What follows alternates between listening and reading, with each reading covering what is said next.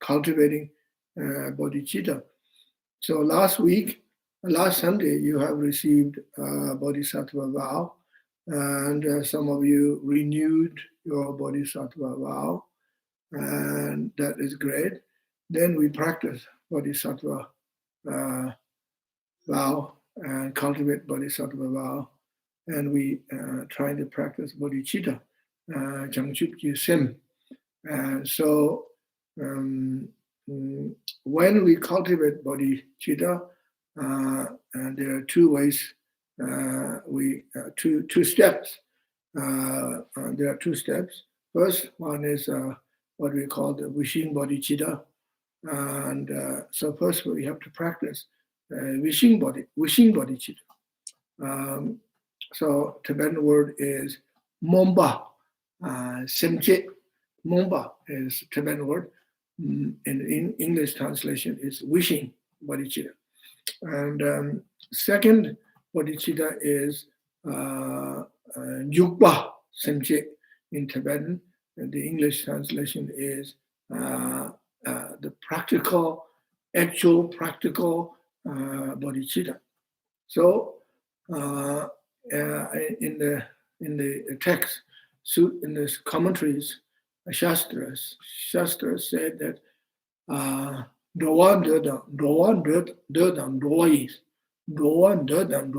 which means wish to travel and actual traveling.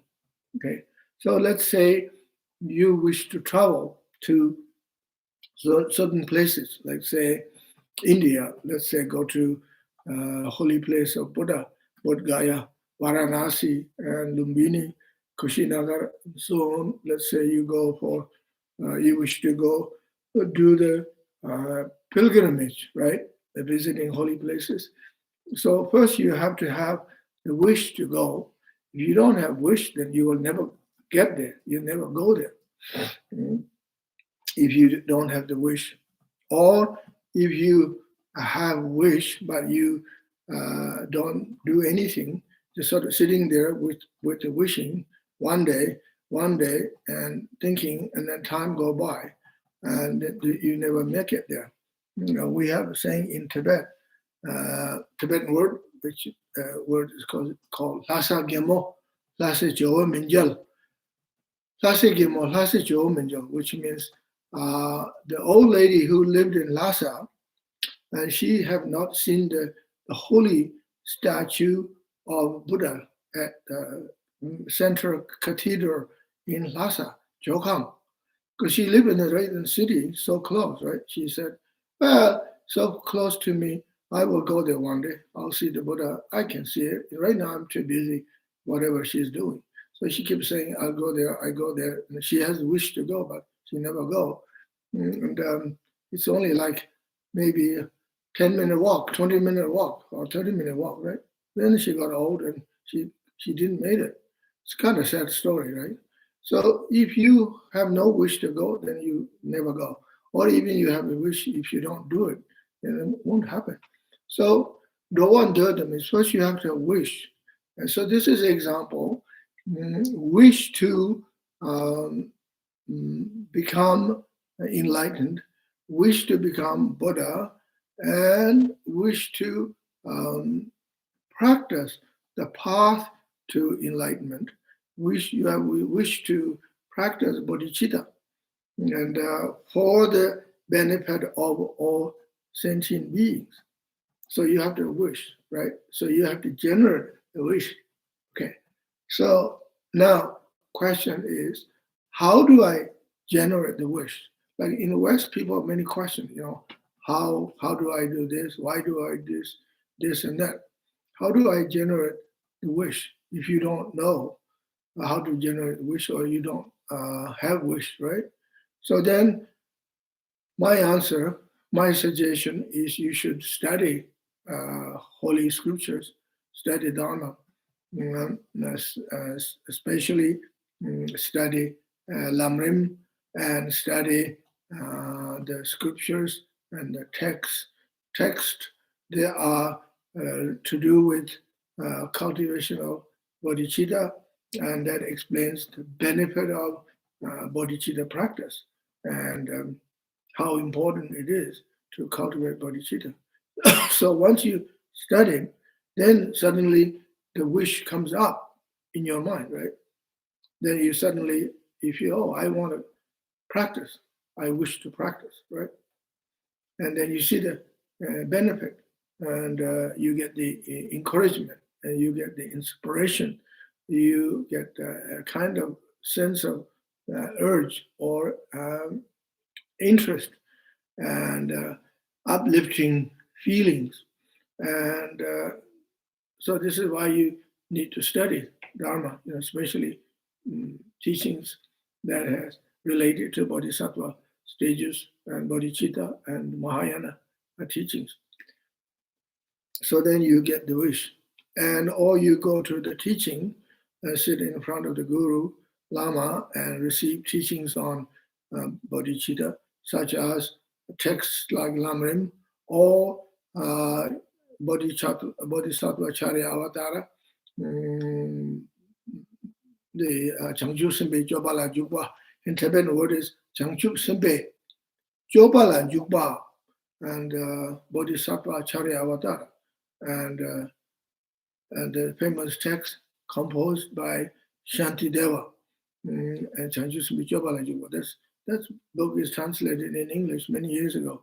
And first it was translated in English back in 1970s by Stephen Batchelor, and it was published in Dharamsala or somewhere. And I still have the old copy. And there are a number of other translations too. So it's just marvelous, wonderful text. Junyu, and Tibetan would say Junyu. I believe it's got about 10 chapters, if I'm correct. And so Changchu Simpe Joba la Jukwa. Joba means engage into the Bodhisattva's actions. So what are the Bodhisattva's actions? The 6 perfections.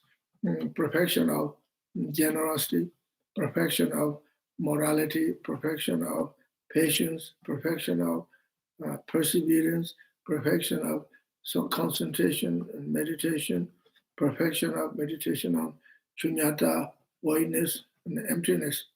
These are the Changchu Simpe Joba. Joba Parud Chimpa Tuk. In Tibetan we say Joba Parud Chimpa Tuk. Bodhisattva action, the 6 perfections. So as I said, first I will explain a little bit about benefit of the bodhicitta, cultivating bodhicitta, right? So there are many benefits. Actually, they're altogether 10, even more. And one of the benefit of cultivating bodhicitta is one most important benefit of the cultivating bodhicitta is that you will be very pleased. You feel very fortunate that you have received bodhisattva vow and you are now on the path of enlightenment. You can practice bodhicitta. So there is a sense of joy and sense of happiness. And that is the benefit of receiving bodhisattva vow. And also you have feeling that you are on the right path of enlightenment. Also, you have now right path, right practice, kind of like the tool to serve all sentient beings, help all sentient beings. This is one of the benefits.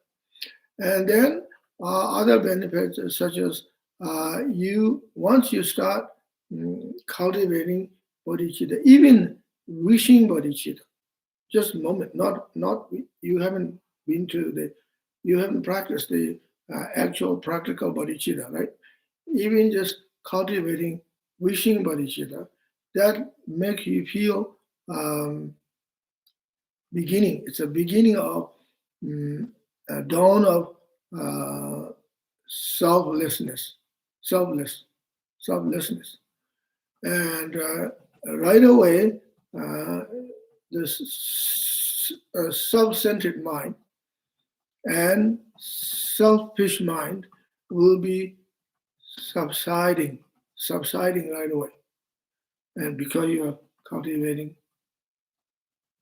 the wishing bodhicitta. So this is the benefit of cultivating bodhicitta. And so our sense of self-importance, the ego, self-centered mind is diminishing. It's like start melting, say like ice, when the sun shines and it start melting, kind of like that. Another benefit of the bodhisattva vow is, or cultivating bodhicitta, is that Sanjiji Kumbala Nyewa, in Tibetan word is Sanjiji Kumbala Nyewa means you become closer to the Buddhahood. Every moment, every time when you meditate on bodhicitta, generate wishing bodhicitta, you get closer, one step closer to Buddhahood, one step closer to enlightenment. This is just beginning when you're cultivating wishing bodhicitta. Imagine if you are doing the actual bodhicitta, practicing bodhicitta, right? And practicing perfections, paramitas, then you get closer, not just one step, 2 step, 3 step, more, 4 step, 5 steps, 10 steps, getting closer to enlightenment. So you don't have to think, how do I get enlightened? And is there some kind of shortcut to enlightenment? Or is there some kind of special technique or some kind of oral transmission, some air whisper lineage? Maybe I should find from somebody, from a Lama, living master, living Buddha, some kind of teaching. Well, you don't need to. And you need to go to anybody. And there isn't actually magic word, magic teaching. There is no shortcut path to enlightenment.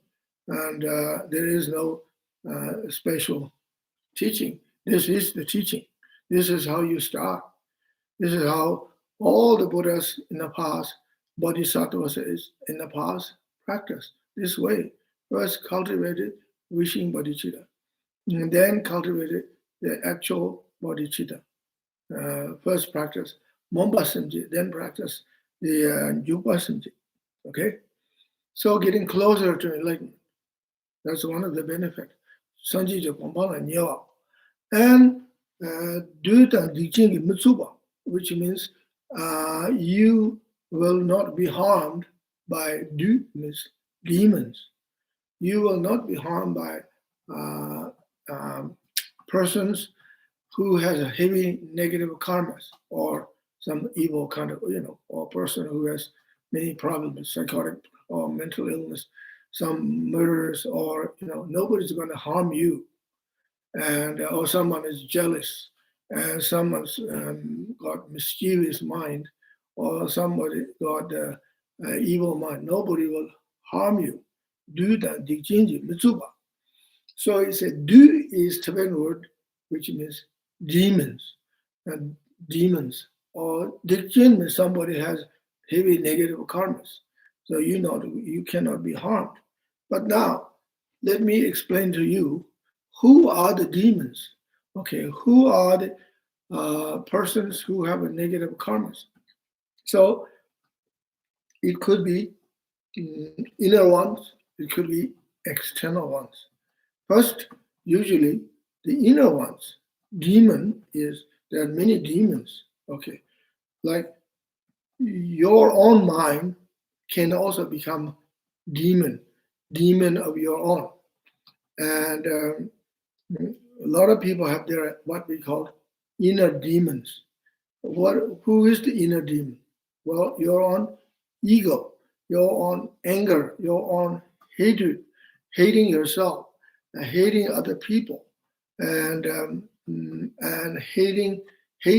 hating Buddha, Dharma, Sangha, hating Guru, hating Yidam deities, hating yourself.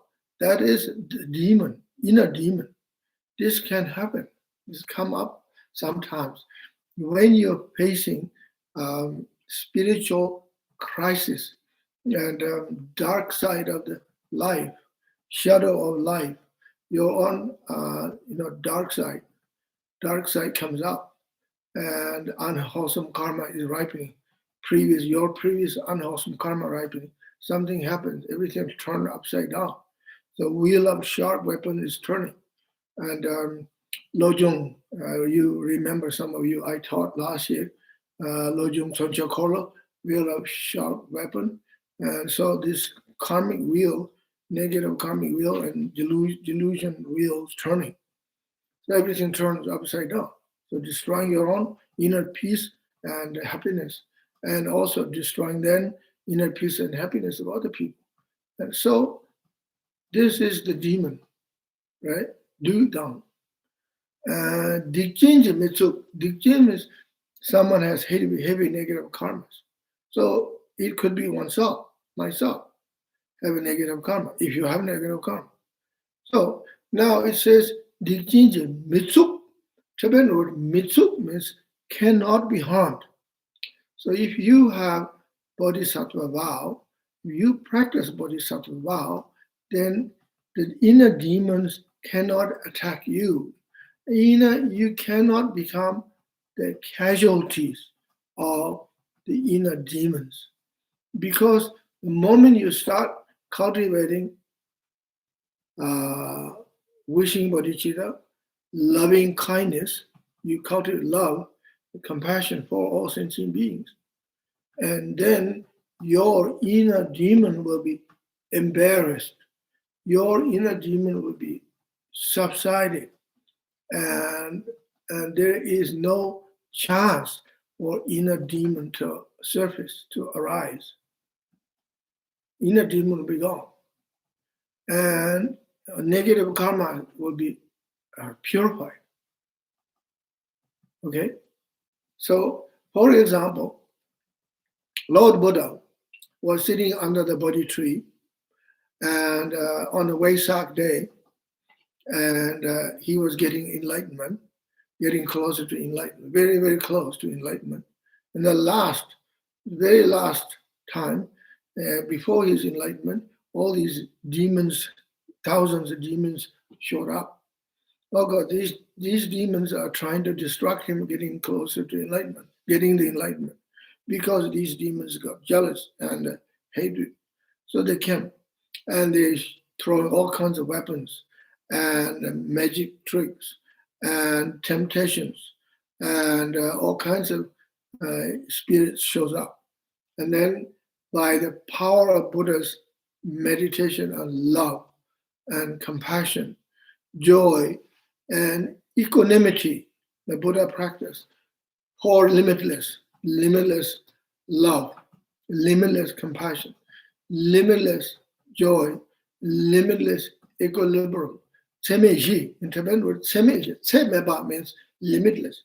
And Chamba tseme, Nyingji tseme, Gawa tseme, Nangyum tseme. Chamba tseme means limitless love. Nyingji tseme is limitless compassion. And Gawa tseme is limitless joy. And limitless equanimity is Tangyum tseme, the Buddha practice. Limitless, why it's called limitless? Because he practiced limitless love and compassion for all sentient beings in equilibrium mind, no discrimination. So then, by the power of his loving kindness, and the demons are collapsed, subsided.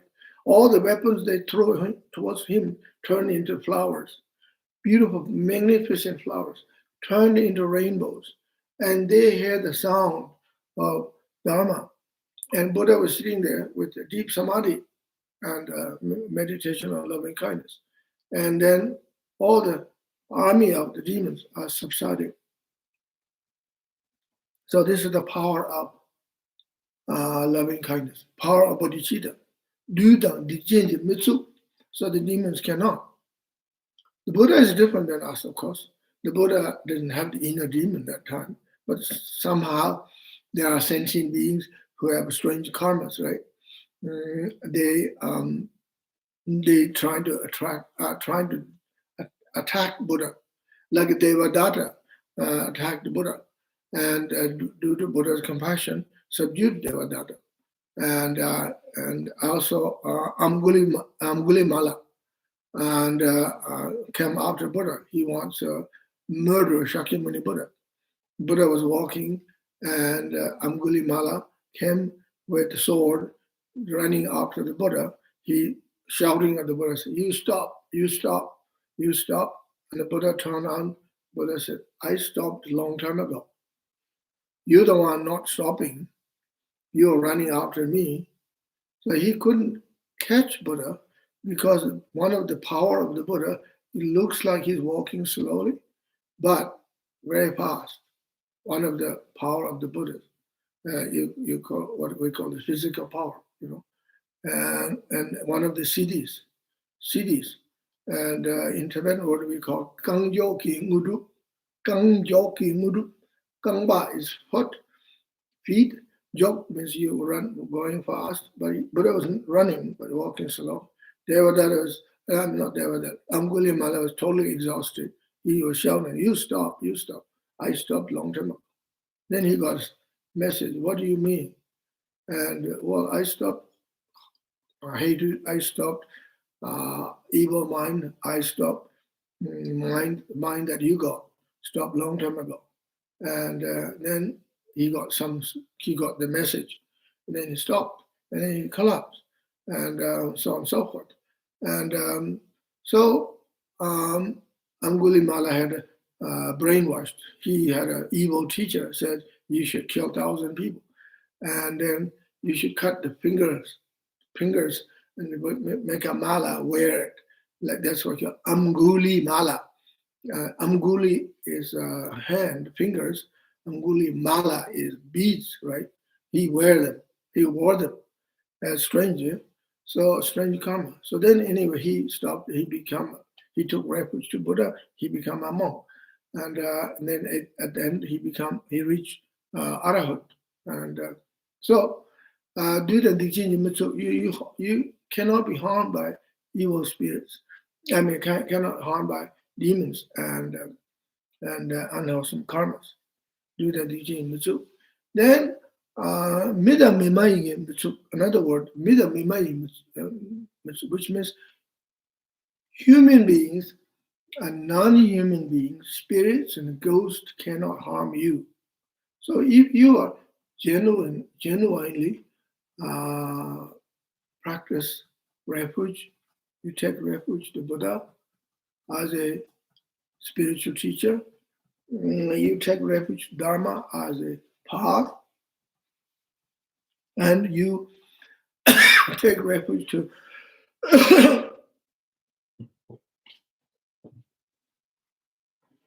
the Sangha as a spiritual community.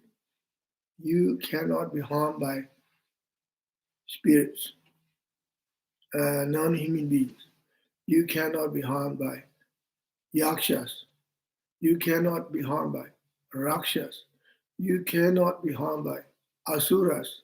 You cannot be harmed by kinnaras. You cannot be harmed by devas. You cannot be harmed by dharma protectors or any kind of protectors. You cannot be harmed by evil spirits. Nobody can harm you. And so how can you be harmed by anyone? If you feel that you're going to be harmed by yakshas or rakshas, kinnaras, devas, asuras, and protectors, that means your refuge vow is not strong. Your refuge vow is doji, okay? This is Australian slang. Doji means a little bit weak. You're weak. So if you really, truly practice bodhisattva vow, nobody can harm you. You see? And same with refuge vow. If you practice refuge, take refuge to Buddha, Dharma, Sangha, gurus, there's no spirits, ghosts, and demons. Nobody can harm you. If someone says you're going to be harmed by spirits and ghosts and demons, or someone said you're going to be harmed by such and such guardians or yakshas or even so-called dharma protectors, how can dharma protectors harm you? Dharma protector is a protector of dharma. If dharma protector is harming you, then he's not a dharma protector. Okay? If he's harming you, then it's not dharma protector. Dharma protector is impossible harm you. Okay, if you decided this guy is not a dharma protector, then if you decide this protector is an evil spirit, again, I'm telling you that you decided he or she is evil spirit, then the evil spirit cannot harm you. I said it already. Now I'm telling you. So there is no logic. Where is the logic? See, in Buddhism, we practice logic and debate, and we practice rationality and logical mind. We don't practice blind faith, right? You understand? Okay. So, according to Dharma, as a Buddhist, Tibetan Buddhists, lamas, Rinpoches, Geshes, Tulkus, monks, you study in monastery, Sera Monastery, Drepung Monastery, Ganden Monastery, Daishu Limbo. Study 25 years, 30 years, 40 years, debating, studying logic. You have to understand what is logic. You have to follow the logic. Or Tibetan word is lung da ripa. Lung. You follow either the scripture reference or debate, two ways. Okay, first you study logic and debate. You have to have logic, good reasons. Otherwise, if no good reason, no logic, then why bother? Why follow some blind faith? And if not sure of the logic, you need a good reference. Reference like Lam Rim and sutras, reference. So the reference right there. If you read the Lam Rim Chemo, Lama Tsongkhapa's Lam Rim Chemo commentary, and we have 8 different Lam Rim texts. First, Lam Rim Chemo, Lama Tsongkhapa, great Lam Rim, medium Lam Rim, short Lam Rim, 3 different Lam Rims. Then we have Lam Rim Seshunma,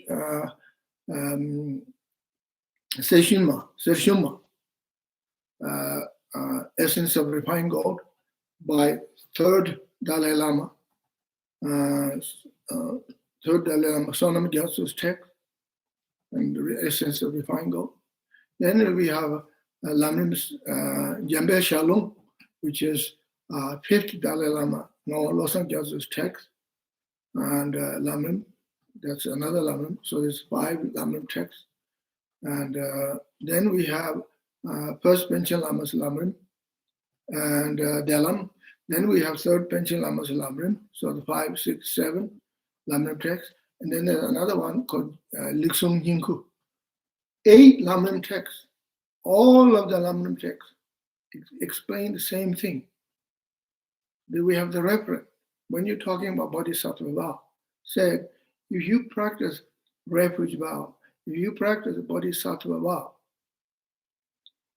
genuinely, you cannot be harmed by evil spirits and ghosts and demons. Nobody can harm you.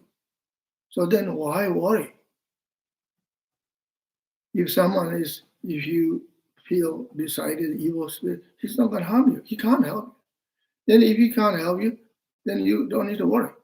If you're still worrying, that means your bodhisattva vow is dodgy. Your bodhisattva vow is shaky. Then you need to think about your bodhisattva vow. You have to look at inside instead of blaming somebody else. Instead of blaming other lamas, blaming monks, nuns, blaming dharma protectors, blaming yakshas and rakshas, spirit and the ghosts and demons. That's not the Buddhist way, right? The Buddha said, live with a blameless life. Blameless life. Don't blame anybody. As a Buddhist, we shouldn't blame other people, other religious people, other human beings. History is history. We don't blame anybody. And blaming doesn't help. We don't blame communists. We don't blame capitalists. But blaming doesn't help. So don't blame everybody. Live with a blameless life, right? And according to Dhammapada, says the wise person is not affected by praise or blame. Just like solid rock cannot be harmed by the rain or wind.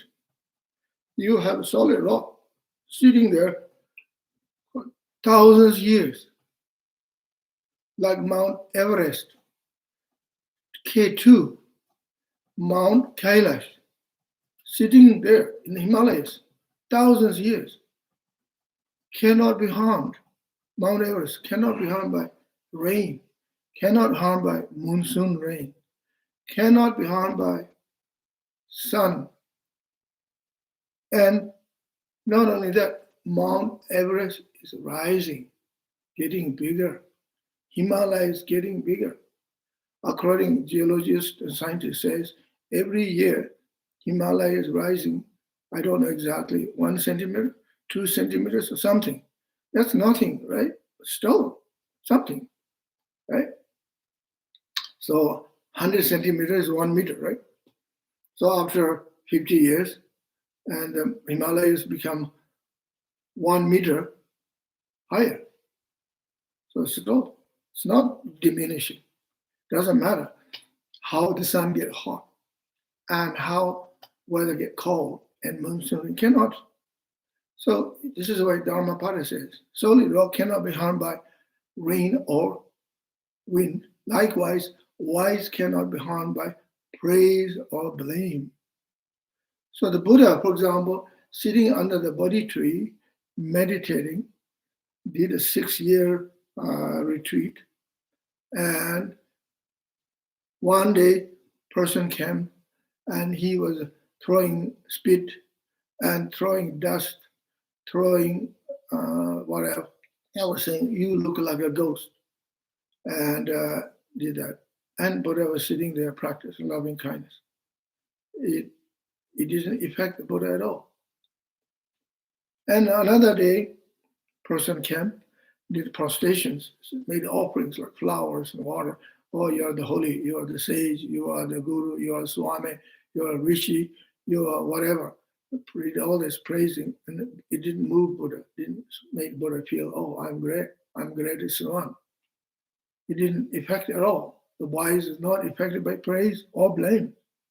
Like that, the Buddha said, we should live blameless life. So we should not blame anyone, human beings or non-human beings, spirits, ghosts, demons, yakshas, rakshas, and protectors, so on and so forth. I think that's enough. So, mida miming mutsu, do the teaching mutsu. So there's many benefit of bodhisattva vow, right? And it says sanjiji kumbala nyewa. I already explained that. Another benefit of bodhisattva vow is that you are then soon able to cultivate the 6 perfections naturally. Okay, so now I will talk about 6 perfections. So the first it is 6 perfections, or what we call transcendental actions. Transcendental actions. And so the first perfection is perfection of generosity, giving. Generosity and giving is the same word in English. Tibetan word is jimba. Second parameter is chultim, morality. And so there's a sutra stated, according to sutra, jimbe lungchu timji de. So if you practice generosity, giving, then the result will be longju, which means the result that you give, and the result is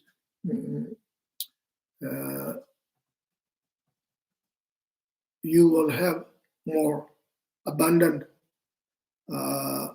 One will obtain abundant, whatever in the future. What it means that the more you give, and in the future, more you will receive. It will come back to you. The going and coming, giving and receiving, go around and around and around. And the more you give, you will receive more. Although that is not the intention. That is not our intention. We're not giving here in order to receive more. We have to give with love. We must give with unconditional giving. But especially when you practice generosity and unconditional giving, then one will obtain more. That's just law of cause and effect, karma, good karma, virtues, right? It's naturally it happens. And Jinbei Longju, okay, Tim Jide, which Tim is Tsultim, short word for Tsultim, which means morality and ethics, and the result is De, which means peace and happiness.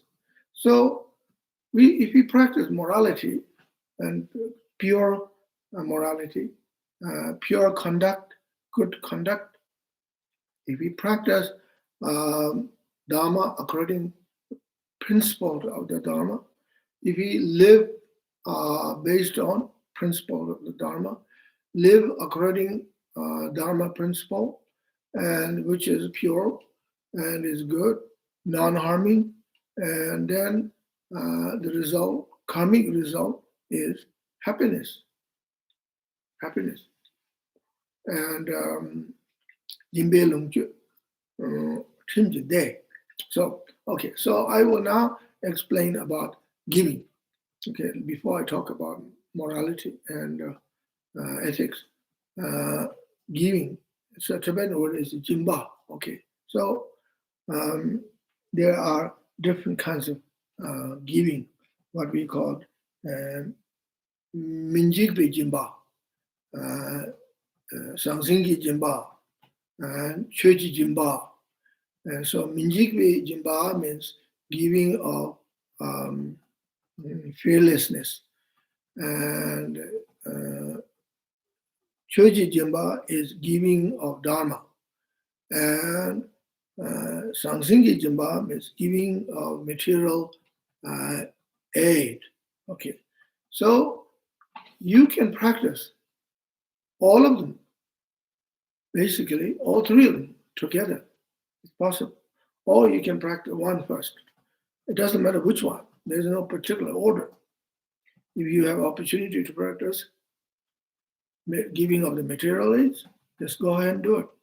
And if you have opportunity to practice giving of fearlessness or protection, you could do that. Or you have opportunity to practice spiritual giving, do that, whichever comes. Whichever comes, whenever the opportunity is there. And so, generally speaking, for ordained monks and nuns, Sangha have more chance to practice giving of Dharma, because ordained Sangha, monks and nuns don't have a lot of material gifts, material aids, right? And because they don't do inquiry or gathering material aids, so forth.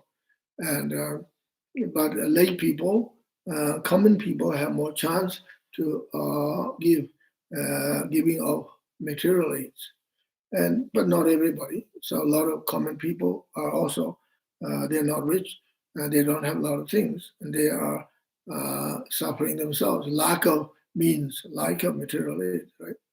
But then they can give practice giving of fearless, all right, whichever comes first. Okay, so let's talk about giving of material aids. So we give material things like food, shelter, medicine, and things like that. Medicine and money and aid, and so you could raise funds, donations, medicine, send it over to places like India. At this very moment, millions of people in India suffering from COVID. And of course, people all over the world is suffering from COVID. But right now, India is the worst because the population is so big. And most people don't even know how many people are suffering, how many people got the COVID sickness, right? Because such a dense population, so crowded, and no social distancing space. And imagine people traveling in the train together and buses in the cities. How do you find social distance? How do you do social distance, right? And people don't have enough education and hygiene and so on. And people are tremendously suffering. It's very, very, very sad. And we must have sympathy. We must not have empathy.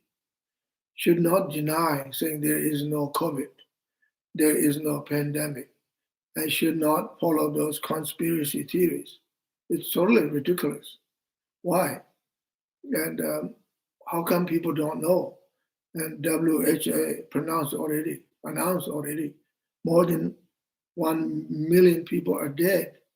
You can see on the television, you can see social media, BBC, ABC, everywhere. Some people still practicing some kinds of following conspiracy theories. I found it ridiculous.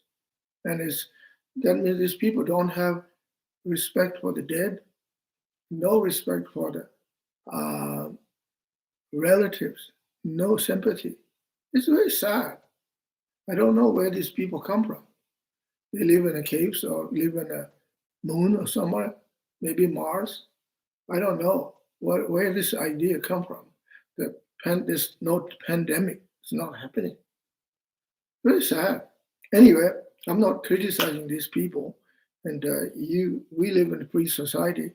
And the good thing about we live in a free society in Canada, you can have your own opinion or attitude. It's up to you. But this is my opinion, my attitude. So people are suffering. So we send money. I personally raising money myself right now, raising money to buy oxygen concentrator for the monastery in South India and Shargandin Monastery, some of the nunneries and the Ladakh and wherever, because they requested me. When you start having COVID, you're unable to breathe, you're suffocating yourself. So they're buying oxygen concentrators, those machines. They cost 12,800 rupees. Okay, 12,800 rupees, which is roughly 250 Canadian dollars. For some people, that's a lot of money, but some people, that is not much. So I am raising the money, and our organization here, Gandhi Relief Organization, we're sending money. We sent some money. I'm going to send money next Monday and transfer to India. And so I like to ask you to encourage, to support, and you don't have to send the money to us, and you can send by yourself to South India, Depot Monastery, Gandhin Monastery, Sarah Monastery, Dharamsala nunneries, and also Indian people in Delhi. There are lots of NGOs, and up to you, wherever if you like. Or sent to Nepal. Nepal is very poor country. Bangladesh, and Rohingya Muslim refugees in Cox's Bazar and Bangladesh, wherever. And so this is giving medicine, giving material aid.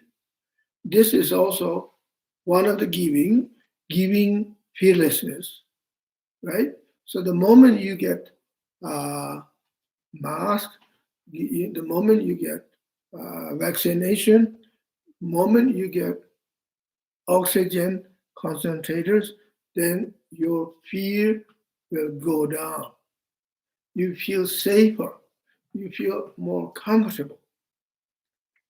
I myself received first shot of Pfizer. After that, I already felt safe, comfortable. Well, you should know His Holiness Dalai Lama got the first shot and second shot. Well, so you think Dalai Lama is wrong? And Dalai Lama believes there's COVID. His Holiness Dalai Lama believes there's pandemic. That's why he went to the clinic in Dharamsala, got the first shot and second shot. Otherwise, why would Dalai Lama bother going to the clinic? Almost 90 years old, Holy Lama. So think about that. Dalai Lama don't believe conspiracy theories. Okay, ordinary people, prime minister and presidents, you say, okay, I don't believe those people. You have to believe some holy lamas, teachers, and so on and so forth. Yeah. So anyway, giving, I'm talking about giving material aids, giving fearlessness, protection. This is giving. Now is time. Now is very crucial time. Giving. Time to practice generosity right now. We Buddhists normally sit on a cushion and for many, many, many hours, days and days and weeks, months and months, years and years. Or we do lots of mantras, millions of mantras and trillions of mantras. We're good for sitting on a cushion. We're good for reciting mantras, but we're not good enough to run around and to giving material aids and medicine and help. Christians, many Christians, better, they practice generosity. They're good, because they have good system, good organization. We as a Buddhist, we should learn some of these methods of giving generosity from the Christian organizations. We live in Canada. Majority of people in Canada are Christians.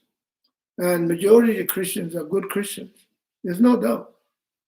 They're good people. And so, you see, sitting, meditating, reciting mantra is wonderful. Great. That's what we do. But you also have to practice generosity. You have to balance. Always sitting, and it's not enough. I went to Hawaii 1980 on my way to Canada. First time. I stayed a few days in Hawaii, and I was invited at the Robert Atiken Roshi's Zendo. So I went there, and afternoon tea, we did sitting. So they made an announcement, we have this Tibetan Lama is coming today, and sitting next to the other Roshi, Atiken Roshi. And then after that, we have a tea, and then we're going to have a discussion. So there's a lot of Zen people got very excited.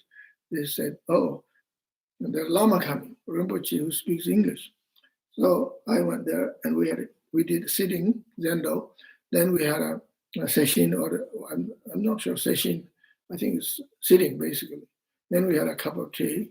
Then we had a discussions. And they want to talk about reincarnations, because Zen people don't talk about reincarnation much, because they live in the present moment. Tibetan Buddhism talk about reincarnation, this incarnation, that incarnation, you are this, you are that, right? Incarnation of this incarnation. Everybody is somebody's incarnations. And so they're very curious. And then also, one person come up to me, he said, I heard in Tibetan Buddhism, you have many steps, and we don't have steps. He said to me, I've been sitting on the same cushion for 10 years, and my cushion is falling apart, and I don't see any steps. So can you tell me all these steps? What are the steps? Well, I can't answer you for a short time, And let me start this way. I said, we have a book text called Lam Rim. Lam Rim means gradual path to enlightenment, gradually, step by step. So these are the steps. If you like to know the steps, I say you should study a Lam Rim book. Okay, so he wrote Lam Rim. Okay, and where do I find the Lam Rim book? Well, you should go to go to Snowline Publications, Wisdom Publications, Shambhala Publications. I don't remember Snowline Publications started at that time. I know Shambhala and Wisdom Publications already started. And there was a couple of books in Dharamsala, Geshe Ngawantarji's Lam Rim book. Here it is, Tibetan Mental Development. This is a book that's published by the Tibetan Library of Archives in Dharamsala. And this is my copy, original copy I have. This first copy was copyright 1974, Library of Tibetan Works and Archives. This book was published 1974. I had this book all those years. I still have it with me. It's a very precious book. Yeshing Naung Darje, he was teaching at the Tibetan Library in Dharamsala. Yeshing Naung Darje is my teacher. And Geshe-la taught there for many years. And after that, he moved to New Zealand, Dunedin, way down South Island, closer to the Antarctic than Asia or Americas. Yeshing Naung Darje, brilliant scholar and a great teacher, old friend of mine. Anyway, so there's few books like that. I said you should study Lam Rim, Gradual Path to Enlightenment. And then there's the steps. So he was very grateful. But then he thought, well, I don't know. And then maybe I'm switching my legiancy or path, and not quite sure. I said, I think you should ask your Roshi. You should get permission from your Roshi, Atkin Roshi. And I said, well, your Roshi will give you permission to study Lam Rim? He said, oh yes. Zen people are very open-minded. They don't mind me studying Lam Rim as long as I do my Zen practice at dojo, and I go home, read my own Lam Rim book, no problem. So he was very happy. So okay, so there's steps, right, step by step. So yeah, that was a very, very nice meeting. I was in Hawaii. I never knew how I was going to Hawaii on my way to Canada. And one of those things in life, you never know. And all of a sudden, I was in Hawaii. And then I was in Boulder, Colorado. I met Trungpa Rinpoche. He invited me. Again, I didn't know I was going to be in Boulder, Colorado and meet the Trungpa and the great teacher. And then I went up to Vancouver and then come over to Nelson, BC, 1980. First place I stay in Canada. Here I am. I'm back in Nelson right now. I'm here. So you never know all these sort of karmas, right? Anyway, so now talking about giving. Okay, so giving fearlessness and giving the material aids. So give food, give medicine, give, and so on and so forth. So giving fearlessness means protection. So there are many different ways of protections, right? Medicine, food, and healing. You can give, do counseling. You can do things like you can give treatments, acupuncture, moksha bhashan, massage, and shiatsu, whatever you do treatment, give something for others. That's the giving of fearlessness, giving protection. This way it protects people, right? And so giving of material aids and giving fearlessness and protection. Another giving protection is giving hand, give lift. Somebody's hitchhiking, you give a ride. Or maybe now it's difficult these days because of COVID, but you can wear a mask, then the other person wearing mask should be all right. I don't know. It's up to the individual. And then giving dharma. So the giving dharma is considered one of the highest giving. Okay, so let me talk about giving dharma. Lama Yeshe is a very famous Tibetan Lama, right? One of my good friends. Lama Yeshe used to say, giving dharma is the highest giving because giving dharma does not make people become more greedy. And giving material aids, food and medicine might make people greedy, or giving you money. And you make sort of precedents, right? And then you give more, they want more and more. And last time you give me this, what are you going to give me now? What are you going to give me tomorrow? And they expect that you're going to give something more and more. And then some people get greedy, right? But not everybody become greedy. And they know they shouldn't be greedy, right? Okay, so Lama Yeshe said, giving Dharma is the highest gift. There's no doubt giving Dharma is the highest gift. And giving Dharma doesn't make you greedy, which is supposedly should be that way. You give Dharma, then Dharma says you shouldn't be greedy, right? But then sometimes some people get greedy, even giving Dharma. And I noticed it myself. I've been teaching Dharma for 45 years, more or less, almost 45 years. And some people, the more you give Dharma teaching, they want more. More initiation you give, they want more. And they want more and more. So generally speaking, according to Dharma, wanting more teachings, more initiations, more is good, because Dharma is Dharma. Dharma is good. More is better and good, right? But then sometimes you wonder, you have to look at your motivation. You want more and more and more. And why? And especially if you don't practice, then why you want more? What is the use getting more initiations, more teachings, if you don't practice? Then you're maybe grasping to Dharma. If you're grasping to Dharma or grasping material aids, grasping for money, grasping for power, grasping happiness, whatever grasping is grasping. Now, craving is craving, same thing, craving, right? The English word craving or grasping. Tibetan word is, we say zimba. Zimba means craving, grasping. Zimba. And grasping and craving. Grasping, it's like zimba is grasping. And zimba. Chakpa. Chakpa is desire or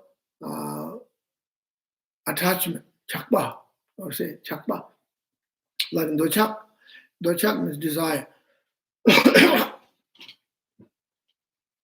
Dochak is temptation. So it doesn't matter where you are wherever you are grasping or craving, the same craving, right? It's like food, doesn't matter.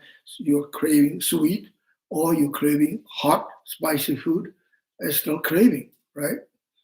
And you go eat the spicy food first and then eat the sweetest food afterwards, like Indian food. First you eat curry number 1, curry number 3, curry number 5, the hottest food. And then at the end you eat the most sweetest food and the 100% sugar and the gulab jamun and jalebi and those Indian foods. You know, I grew up in India. I know those foods, and I used to eat everything. First eat the hot, then eat the cold, then eat the sweet one, everything. You go through that whole thing. And that's still nice sometimes. And some people like those extremes, right? And still grasping, right? So is this bad? And as long as not too grasping, too much craving, it's okay. And anyway, so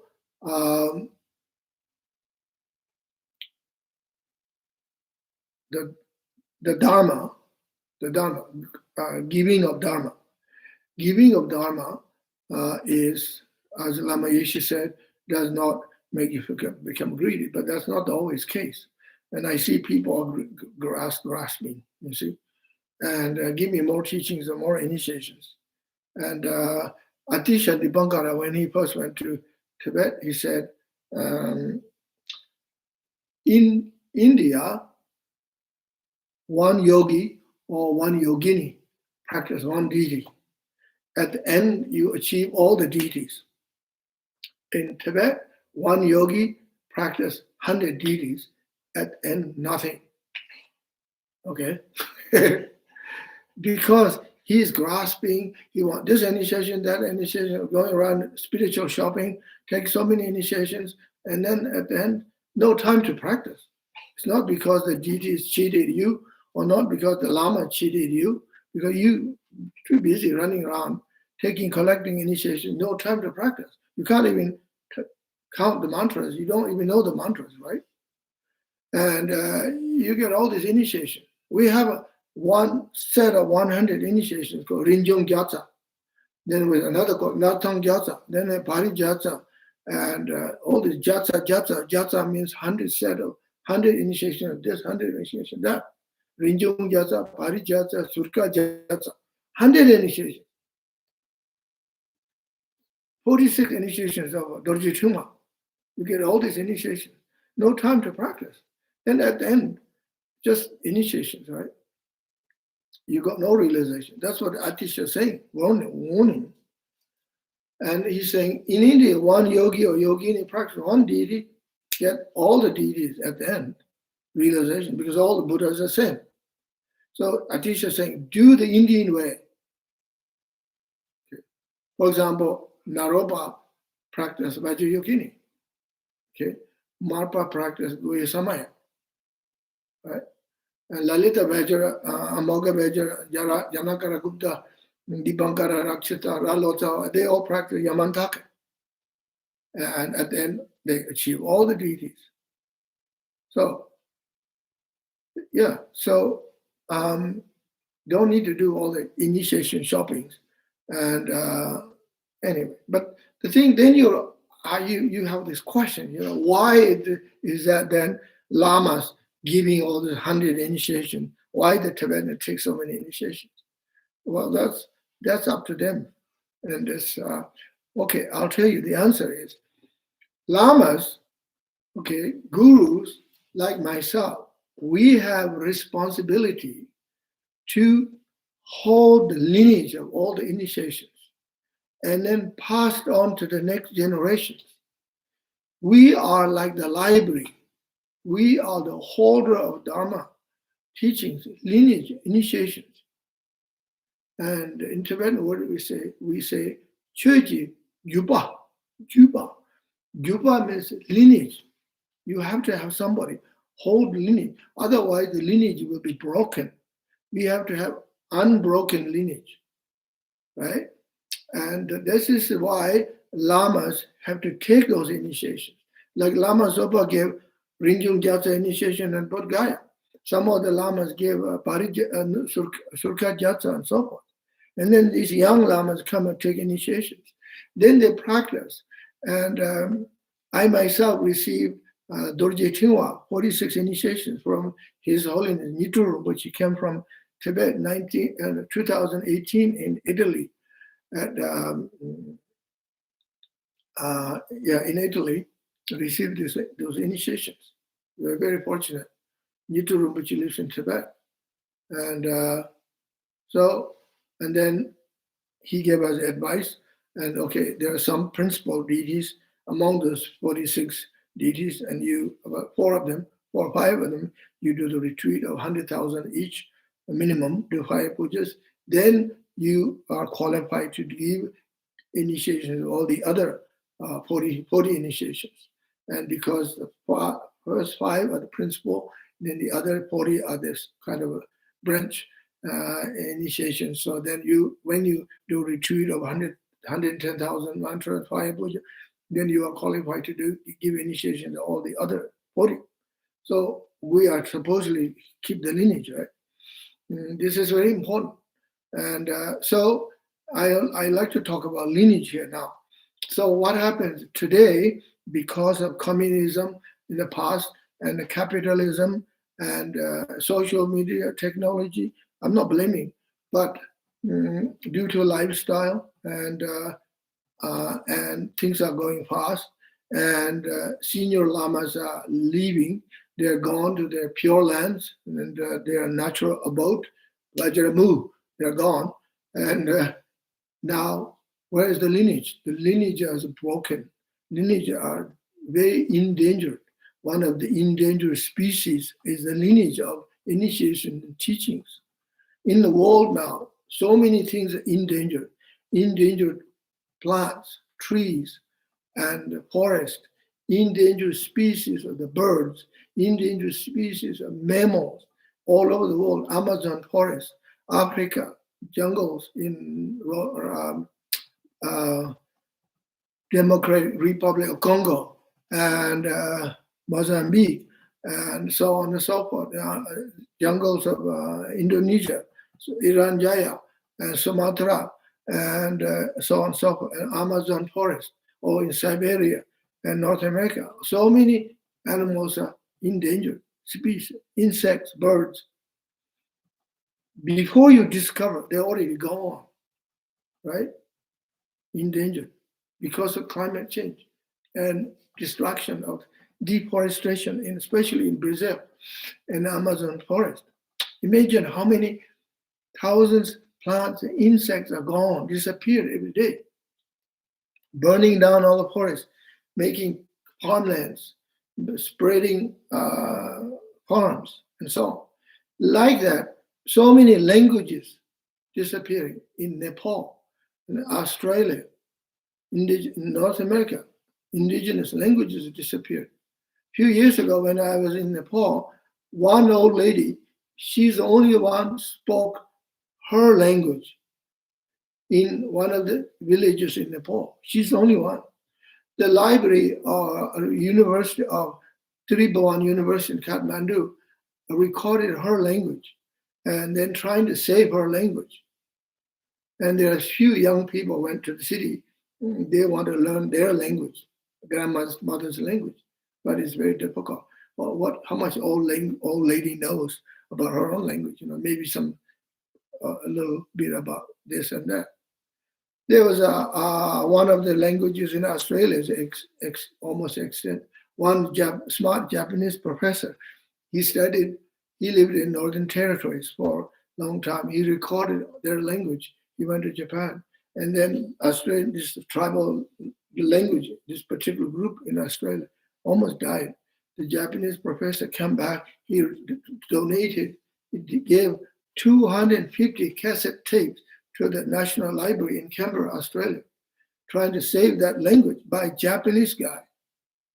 Okay, so many things, languages and lineages are broken. Now we have a danger here, lineages of the initiations and of Tibetan Buddhism and lineages of teachings are broken, already broken due to a cultural revolution and all that.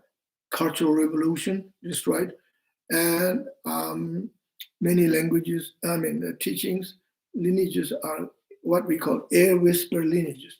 Air whisper lineages are passed on by guru to disciple, mouth to ear, their secret teachings. So when the master is gone, teacher is gone, the lineage is gone with the master. So it is important to protect. This is why the lamas, they go and receive initiation, 100 initiation from his guru or her guru. And then the lamas also give this initiation to whoever, even though they don't practice, they are unable to practice all of them, but at least you got the initiations, right? So now it brings a question about Zoom, teachings on Zoom, giving long transmission on Zoom, giving initiations on Zoom or YouTube. Is it relevant? It is qualified or not? So there is still lots of debate and discussions going on. I'm not saying right or wrong, do this way or do that way. And so giving of dharma I'm talking about giving of dharma. So it is important to give dharma teachings, initiations, and you give also. In order to practice giving of dharma, you don't have to be a lama or guru. Anyone can give dharma advice to somebody else. You are older dharma student, senior dharma student, someone who knows more dharma than others. You can give dharma advice, instructions, how to meditate, how to sit, how to pray, how to practice mindfulness, awareness, and cultivation of mindfulness, release stress, release pain, fear, how to deal with pandemic, how to live meaningful way, how to live peacefully, and how to overcome all the obstacles and adverse conditions, and so forth. You can give dharma. Giving dharma is most beneficial, most beautiful gift than anything else. Okay, so that's all for today. Next week, I will talk about generosity, morality, patience, and perseverance. And then after that, talk about shunyata until the end of this month. And next month, I will be giving Tara initiation, Green Tara initiation, I believe on June the 6th, Sunday at 2 p.m. And after that, I will start giving teachings on 21 Taras. Okay, thank you very much. If you have any questions, most welcome.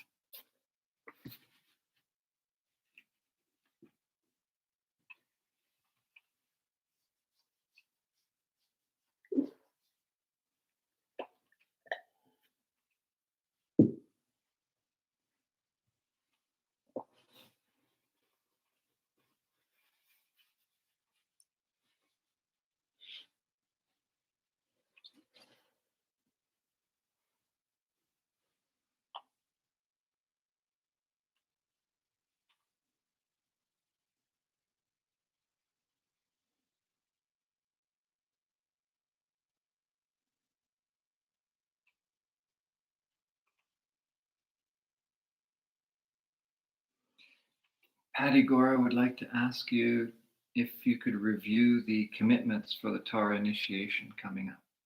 Patty Gora? Yes. Okay, thank you very much. I will be giving, thank you for your question. I'll give a Green Tara initiation on June 6th. So commitment is actually fairly simple. You have a commitment of bodhisattva, refuge vow, bodhisattva vow, no tantric vow, commitment, refuge vow, and bodhisattva vow.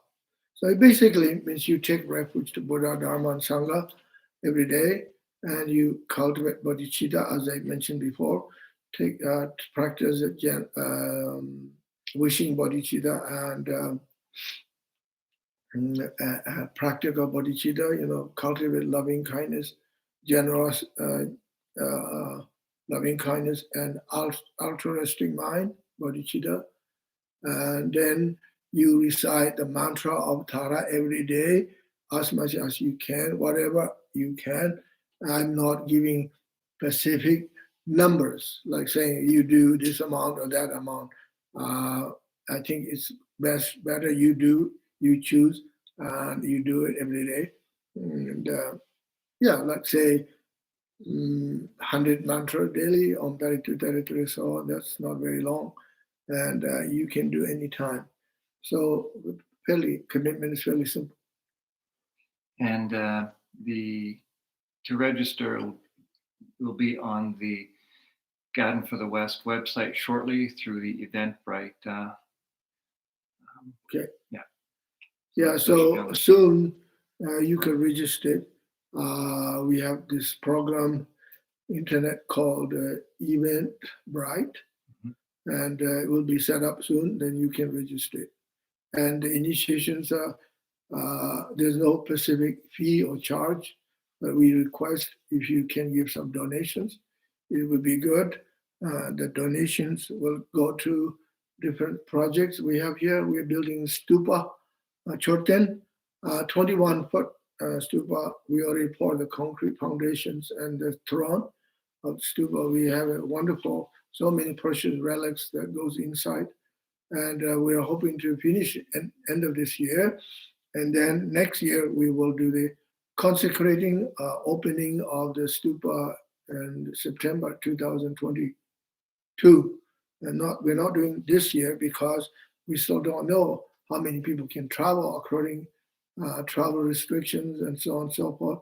And because we want big gathering, big opening consecration ceremony. I'm inviting lamas and Rinpoches from India, from Mongolia, and so on. So your donations will go to the Stupa project and also some of the relief project to India and Mongolia and so forth. Wonderful, thank you. Pedro asks, can Westerners ever become lineage holders? And if they can, what would be the requirements for a Westerner to be a lineage holder? That's a good question, Pedro. Thank you very much. Of course, Westerners can become lineage holders. Westerners have to become lineage holders.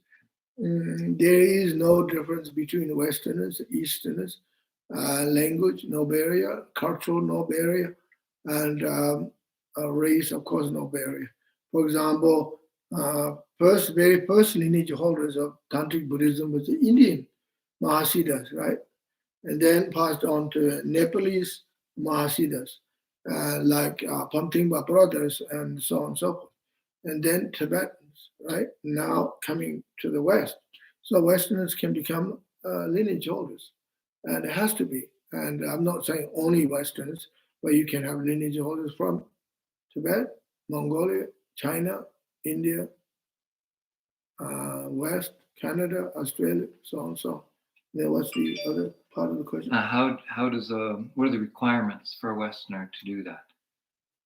Well, this is a little complicated. What is the requirement of a lineage holder is, well, there is no particular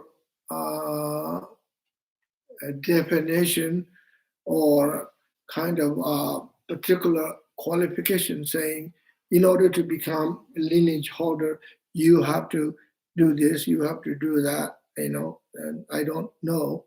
I don't think so. But what happens is in Tibet or in India, for example, in Tibet, according to past history, of course, first you have to be very, very devout practitioner of the lineage. You have to be good practitioner. That's for no doubt for that. You have to receive the initiations and lineages, teachings, and you have to be good, diligent practitioner. Okay, and then usually what happens is the guru, the lineage holder guru, actually choose the next lineage holder. It is not like a vote, or not like seniority thing. Whoever is the senior, not this way. And the guru can see it. You are the, what do you call it in English? It's candidate. Yeah. You candidate, are, sorry? Yeah, candidate. You're the candidate. Guru see that you have the capacity to hold the lineage, can pass on the next generation. Guru will choose, and you, the lineage holder, I'm choosing you. You have to do it. That's what happens in the past. So this will happen. And yeah. Thank you. Jan asks, once you have a green tar initiation. Jan or Jan? Jan. Oh, okay. Yeah. Once you have green tar initiation, can you also then be having the white tar, do white Tara? Mm-hmm. Well, you can do white Tara practice, but you cannot visualize yourself as a white Tara if you don't have white Tara initiation. You can visualize White Tara in front of you. You can say the mantras, but you cannot visualize yourself White Tara. In order to do that, you have to receive Pacific White Tara initiation. Thank you.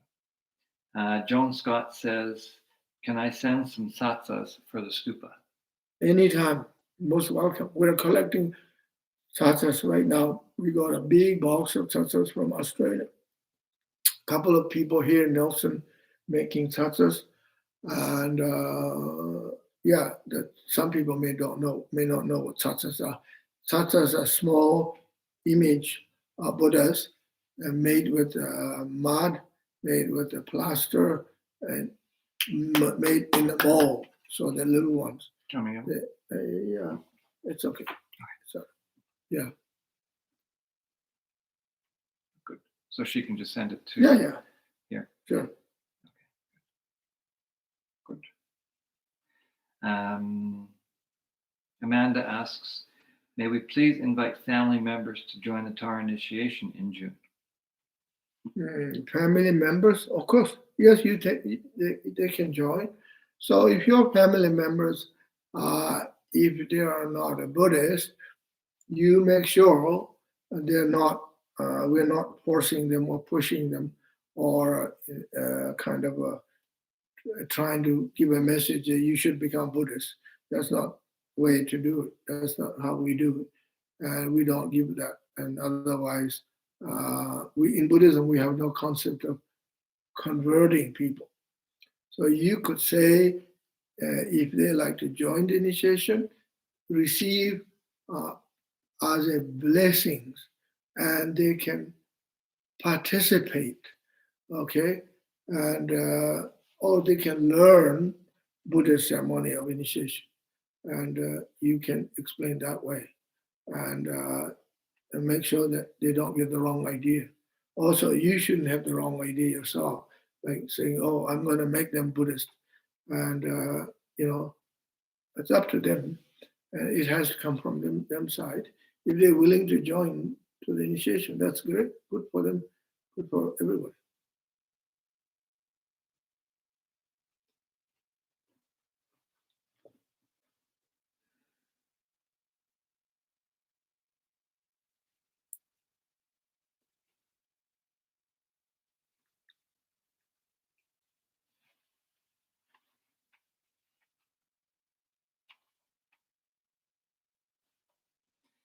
I think that's all we have for today. Okay. Thank Good. you so much. All right. Thank you. Thank you very much. See you next Sunday.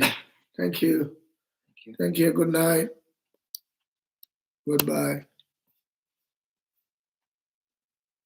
Pedro just missed one. Well,